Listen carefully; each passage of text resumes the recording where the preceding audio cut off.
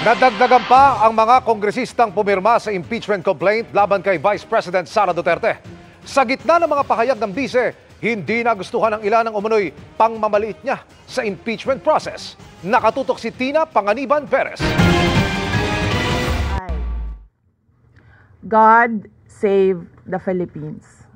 Sinagot ng mga kongresistang nagsulong ng impeachment ni Vice President Sara Duterte ang kanyang mga sinabi sa press conference kaninang umaga. Mangilabot naman si VP Sara sa pagsasabi ng God Save the Philippines. Wala siyang karapatang magsabi at mag-invoke ng God Save the Philippines dahil sa madaming pagkakataon, she failed to save the Philippines kung kailangan as leader of the country.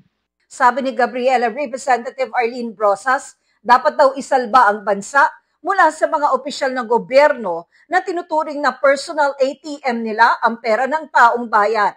Sabi naman ni Kabataan Representative Raul Manuel, ayaw nila sa mga opisyal na walang pakialam sa katiwalian at ang taong bayan daw ang magsasalba sa bansa sa mga tiwaling opisyal gaya raw ng bise.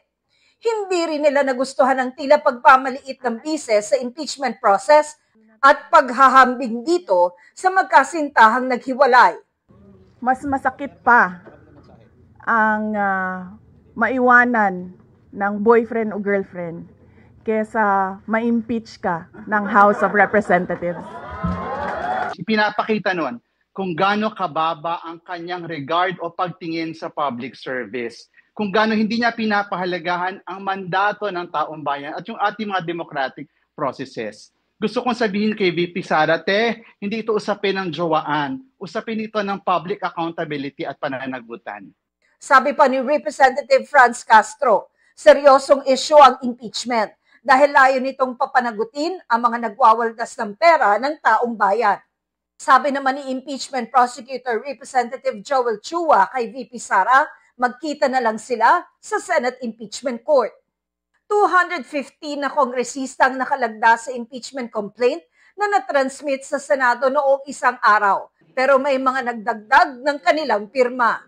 25 kongresistang humabol na pumirma sa 4th impeachment complaint.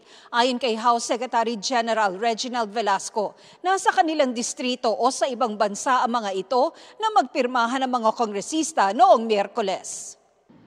Sakaling tanggapin ng Senado ang mga dagdag na pirma, aabot ng 240 ang mga endorser ng 4th impeachment complaint. Para sa GMA Integrated News, Tina Panganiban Perez, nakatutok 24 oras.